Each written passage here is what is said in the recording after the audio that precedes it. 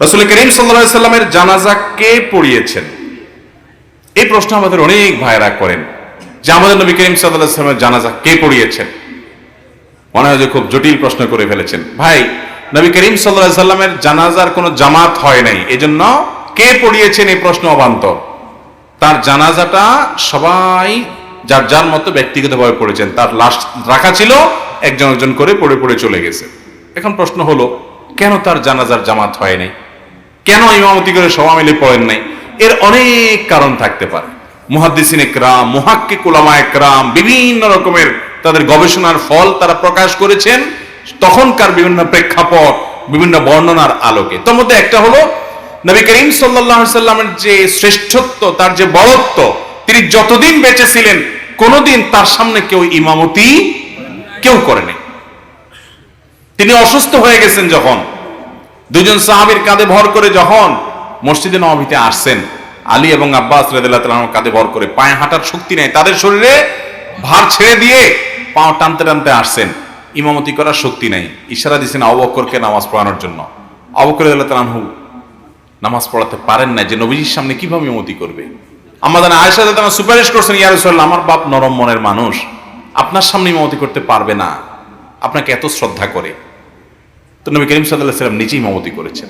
তার জীবদ্দশায় কেউ ইমামতি করেন নাই তার সামনে, এজন্য তার লাশের ইমামতি করার হিম্মত কেউ করেন নাই। সাহাবা একরাম সিঙ্গেল সিঙ্গেল পড়েছেন।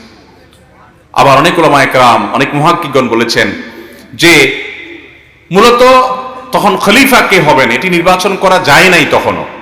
যদি কাউকে এখন ইমাম হিসাবে নিযুক্ত করা হতো তার জানাজার জন্য, তাহলে সবাই তাকে খলিফা হিসাবে ধরে নিত, এবং তখনও যেহেতু চূড়ান্ত হয় নাই খলিফা, এটা নিয়ে ভুল বোঝাবুঝি হইতে পারত, সেজন্য সবাই যার যার মতো জামাতে নামাজ পড়েছে। আর অনেক কারণ আছে নবী সাল্লাল্লাহু আলাইহি সাল্লামের বড়ত্বের কারণে, যে তার সামনে জানাজা দিয়ে সবাই আপনার নামাজ পড়বে, ইমামতি করবে কেউ, এই সাহস কারোর হয় নাই তার বড়ত্বের কারণে, এই জন্য আলাদা আলাদা নামাজ হয়েছে। কিন্তু এটা ঠিক ঐতিহাসিকভাবে সুপ্রমাণিত যে নবী করিম সাল্লাল্লাহু আলাইহি সাল্লামের জানাজার জামাত হয় নাই। অনেকে বলে ওনার জানাজা হয় নাই, এটা ভুল। জানাজা হয়েছে, কিন্তু জানাজা হয়েছে সিঙ্গেল সিঙ্গেল। কথা কি বুঝাতে পারছি? এরপরে প্রশ্ন হলো, স্বামীর সংসারে সর্বোচ্চ পরিশ্রম করি, এরপরও স্বামী দেখতে পারে না, কি করব? আমাদের বোনদের দুঃখের কোনো শেষ নাই। এত খাটাখাটনি দেয়, এরপরেও স্বামী দেখতে পারে না, সন্তুষ্ট না। আছে না না এরকম নিমক হারাম? অনেক খারাপ স্বামী আছে। আবার অনেক সময় দেখা যায় যে স্বামী এত নিমক হারাম না, কিন্তু স্ত্রীর চাহিদা অনেক বেশি, উল্টা। আছে না নাই? যে সমস্ত মা বোনরা স্বামীর সংসারে খাটার পরও কোনো মূল্য পাচ্ছেন না, তাদেরকে বলি, আপনার মূল্য আপনার স্বামী যদি নাও দেয়, ইমানদারের কোনো লস বলতে কিচ্ছু নাই, আপনার রব ঠিকই দিবে। আল্লাহ দিবেন না দিবেন না? আল্লাহ তাআলা কি অবিচার করেন কারোর প্রতি? কারোর প্রতি অবিচার করেন না। আপনি স্বামীর সংসারে আপনার সবটুকু দিয়ে সেবা করেছেন, কাজ করেছেন, খেদমত করেছেন আল্লাহকে খুশি করবার জন্য, আল্লাহর নির্দেশ পালন করার জন্য। স্বামী আপনাকে না দেখতে পারে, আল্লাহ ঠিকই দেখতে পারবেন এবং বিনিময় দিবেন। আল্লাহ তাআলা বিনিময় দিতে ভুল করবেন, অতএব অসুবিধা কি? স্বামী না দিলে কি হয়েছে, আমার আল্লাহ দিবে। ইমানদার কখনো এই জন্য ডিপ্রেশনে পড়তে পারে। সবসময় আল্লাহর দিকে মনোযোগী থাকতে হবে। দুনিয়াতেই সব পেয়ে যাবেন এমনটা মনে করার কোনো কারণ নাই। অনেক বোনরা আছেন স্বামীর সংসারের টর্চার, নির্যাতিত। আমি বলি, আপনি কত নির্যাতিত? ফেরাউনের স্ত্রী আসিয়ার চাইতে বেশি? কখনো না। তার চাইতে যদি বেশি না হন, তিনি নির্যাতিত হয়েছেন। আল্লাহ তাআলা জীবদ্দশায় তাকে জান্নাতের কোথায় তার অবস্থান হবে এটা দেখিয়েছেন তাকে, ওটা দেখতে দেখতে তার মৃত্যু হয়েছে। অতএব যারা কষ্ট করছেন স্বামীর সংসারে, একটু সবর করবেন। সবরে আল্লাহ তাআলা আপনাকে মেওয়া ফলাবেন দুনিয়াতে এবং আখিরাতে। কষ্ট করতে করতে না মৃত্যু হয়ে যাবে, এর চেয়ে বেশি কিছু তো না, কিন্তু অনন্ত অসীমকালের জান্নাত আপনার হয়ে যাবে, ওইটা তো কেউ নিতে পারবে। অতএব ইমানদারের ভরসার জায়গাটা সেটা। এরপর প্রশ্ন হলো, একজন অবিবাহিত পুরুষ এবং মহিলা যদি জিনার মতো একটি খারাপ কাজ করে, তারপর তারা যদি বিয়ে করে নেয়, তাহলে কি মহান আল্লাহ পাক তাদের ক্ষমা করে দিবেন এবং তারা দাম্পত্য জীবনে সুখী হতে পারবে কিনা? জিনার মতো খারাপ কাজের শাস্তি ভোগ করতে হতে পারে কিনা? দেখুন, যদি কেউ জিনা করার পর নিজের কর্মে লজ্জিত হয়ে অনুতপ্ত হয়ে ফিরে আসে, আর কখনো এই পথে যাবে না বলে সংকল্প করে, আল্লাহর কাছে মাফ চায়, অবশ্যই আল্লাহ তাআলা কি করতে পারেন? মাফ করতে। জিনা করলে আর মাফ হবে না এমন কোনো কথা নাই। সব পাপই মাফ হতে পারে যদি আল্লাহর কাছে তওবা করে মানুষ। অতএব এই পাপও আল্লাহ তাআলা মাফ করতে পারেন। এবং দাম্পত্য জীবনের সুখের কথা যেটা বলছেন, হারাম করেছেন, করে লজ্জিত হয়ে মাপ চাইছেন, আল্লাহ তাআলা আগের পাপ এবং পাপের যে প্রভাব সবকিছু আপনাকে ক্ষমা করে দিয়ে অবশ্যই দাম্পত্য জীবনের সুখ শান্তি দিতে পারেন। প্রয়োজন হলো তওবা নাসুহা। তওবা নাসুহা মানে কি? খাঁটি তওবা, যে তওবা আর কখনো ভঙ্গ হবে না, এই রকম তওবা করতে হবে।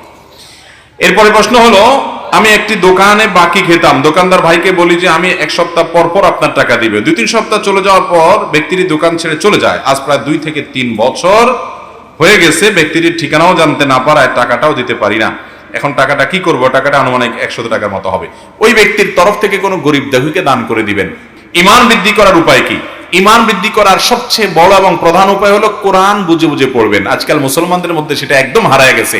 কোরআন বুঝে বুঝে অর্থ সহকারে, তাফসীর সহকারে শুরু থেকে শেষ পর্যন্ত আগাগোড়া পড়েছেন, এরকম মুসলমান সারা দেশে খুঁজে চালনি দিয়ে হাতে গোনা কিছু পাওয়া যেতে পারে, ঠিক না বেঠিক?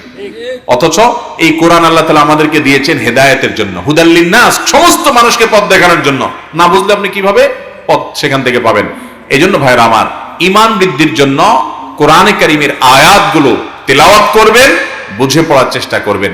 ওয়াইদা তুলিয়াত আলাইহিম আয়াতুহু যাদাতহুম ঈমানা। আল্লাহর আয়াত যখন তেলাওয়াত করা হয়, পাঠ করা হয়, মানুষের ঈমান বৃদ্ধি পায়। অর্থ সহকারে গোটা কোরআন বুঝে পড়বেন। সেই সাথে ঈমান বৃদ্ধির আরো অনেকগুলো আমল আছে, নেক আমলগুলো বেশি বেশি করে করবেন। আল্লাহর বিভিন্ন সৃষ্টি নিয়ে চিন্তা গবেষণা বেশি বেশি করে করবেন। কুদরতের কথা ভাববেন। নবীজি সাল্লাল্লাহু আলাইহি ওয়াসাল্লামের সিরাত বেশি বেশি করে পড়বেন এবং নেককারদের সান্নিধ্যে বেশি বেশি থাকবেন। ইনশাআল্লাহ ঈমান বৃদ্ধি হবে। আল্লাহর কাছে খাস করে দোয়া করবেন যে আল্লাহ আমার ঈমান বৃদ্ধি করে দেন। বর্তমানে কিছু মানুষ হাদিস একেবারেই মানতে চায় না। তারা বলে হাদিস নাকি রাসূল সাল্লাল্লাহু আলাইহি ওয়াসাল্লাম মৃত্যুর 200 বছর 250 বছর পর কিছু মানুষ নিজের বর্ণনা করেছেন, তাদের উদ্দেশ্যে কিছু বলেন। এরকম মানুষ অনেক জায়গায় এখন হয়ে গেছে। তারা হাদিস মানে না, তারা কি মানে? কোরআন মানে। কারণ কোরআন মানলে ভণ্ডামি করাটা সহজ হয়, শুধু কোরআন মানলে। হাদিস অস্বীকার করে শুধু কোরআন মানলে ভণ্ডামি করা কি হয়? কারণ কোরআনে আল্লাহ তাআলা বলছেন নামাজ পড়ো। কিভাবে পড়ো আল্লাহ আর বলে নাই, তাহলে এবার ঘুরে ফেরা একটু পাগলামি করে কোন রকম বলা যায় যে নামাজ হয়ে গেছে, ঠিক না ঠিক? কিন্তু হাদিস যখনই ধরতে যাবেন তখন দেখবেন যে তার মধ্যে এই সমস্ত পাগলামির কোনো সুযোগ, পরিষ্কার সবকিছু। শুধু কোরআন যদি মানলে যথেষ্ট হতো তো আল্লাহ তাআলা রাসূল পাঠাইতেন না। আল্লাহ কিতাবও পাঠাইছেন, রিজালও পাঠাইছেন। দুইটাকেই মানা ছাড়া ইসলাম মানা যাবে না, কোনোদিনই সম্ভব না। কিভাবে নামাজ পড়বেন? নামাজ কোরআনে তো বিস্তারিত বিবরণ নাই। অবশ্যই রাসূলের অনুসরণ করতে আল্লাহ রাসূল সাল্লাল্লাহু আলাইহি ওয়াসাল্লামকে বলেছেন তোমার প্রতি কোরআন নাজিল হয়েছে কেন? লিতুবাইয়িনা লিন-নাসি মা নুজিলা ইলাইহিম, যাতে করে মানুষের প্রতি যা নাজিল হয়েছে সেটা তুমি মানুষকে ব্যক্ত করে করে বুঝাই দিতে পারো। এই জন্য নবীজির কাজ হলো সেটা। সেটা না করলে কখনো ভালো মুসলমান হওয়ার সুযোগ নাই। সর্বশেষ প্রশ্ন আজকের জন্য, সময় অনেক হয়ে গেছে। আমাদের সমাজে প্রচলিত একটা কথা আছে, দেবর ভাইয়ের মতো আর বড় ভাবি মায়ের সমান। এই জন্য বর্তমানে অনেকে বাইরে পর্দা করলেও দেবরের সামনে পর্দা করে না। দেবরের ব্যাপারে প্রিয় নবী সাল্লাল্লাহু আলাইহি ওয়াসাল্লাম কি বলে গেছেন? ভাইরা আমার, দেবর সম্পর্কে নবীজি সাল্লাল্লাহু আলাইহি ওয়াসাল্লাম বলেছেন আল হামু আল মউত, মহিলাদের জন্য দেবর হলো মৃত্যুর মতো, পুরুষদের জন্য শালিকা হলো মৃত্যুর মতো। আমাদের সমাজে ইয়ারকি ফাজলামতি ভাবি দেবরের সাথে করে আর দুলাভাই শালীর সাথে করে। আর নবীজি সাল্লাল্লাহু আলাইহি ওয়াসাল্লাম এই দুইটাকে মৃত্যু থেকে যেরকম পালায় মানুষ, সেরকম পালাইতে বলছেন, কারণ এখানে ফিতনার ভয় থাকে বেশি। অতএব যারা বলে দেবর হলো ভাইয়ের মতো, তাদেরকে বলতে হবে তোমার স্বামী মারা গেলে দেবরের সাথে বিয়ে জায়েজ আছে, তোমার ভাইয়ের সাথে কি বিয়ে জায়েজ আছে? তাহলে দেবর ভাইয়ের মতো কেমনে হলো? এটা ভণ্ডামি কথা। যারা বলে ভাবি হলো মায়ের মতন, তাদেরকে বলতে হবে মায়ের সাথে বিয়ে তো জায়েজ নাই, হারাম, কিন্তু তোমার ভাই মরে গেলে এই ভাবিরই তুমি বিয়ে করা জায়েজ আছে। তাহলে বোঝা গেল এ কখনো মায়ের মতন না, এটা ভাবি ভাবি, এটা অন্য 10টা মহিলার মতো। বাহিরের মহিলার সাথে যত পর্দা করতে হয়, ভাবির সাথে পর্দা আরো হার্ডলি করতে হয়। বাহিরের মহিলার সাথে যত পর্দা করতে হয়, নিজের শালিকার সাথে পর্দা আরো বেশি শক্তভাবে করতে হয়। বাহিরে পরপুরুষের সামনে যতটা পর্দা করতে হয়, ঘরে দেবরের সাথে আরো শক্ত পর্দা করতে হয়। আমার দেশে অনেক মহিলা আছে বাইরে বোরকা পরে, হাত মোজা পা মোজা পরে, ঘরে ঠিকই দেবরের সাথে দেখা দেয়, আছে না নাই? অনেক শ্বশুররা আছে সহযোগিতা করে না, শাশুড়ি আছে সহযোগিতা করে না। এটা দায়ুস যারা সহযোগিতা করে না। কথা কি বুঝাতে পারছি? দায়ুস জান্নাতে যাবে না। ভাইরা আমার, পারিবারিক জীবনে শান্তির জন্য কোরআন হাদিসে চলার কোনো বিকল্প নাই।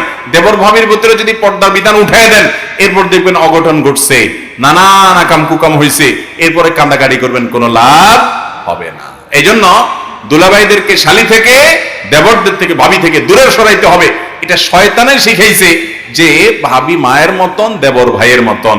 এটা ভণ্ডামি কথা, এটা কখনো সত্য কথা না। তারা বেপর্দা হলে, পর্দার বিধান না মানলে গুনাহ আরো বেশি হবে। অন্য মানুষের চাইতে এখানে পর্দা আরো বেশি করতে হবে। মুরব্বীরা সহযোগিতা করবেন বাসার ভিতরে মহিলাদেরকে দেবরের সাথে পর্দা করার জন্য।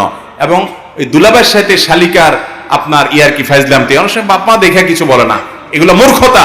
এখানে আরো শক্ত হতে হবে, কোনো ফাইজলামতি চলবে না।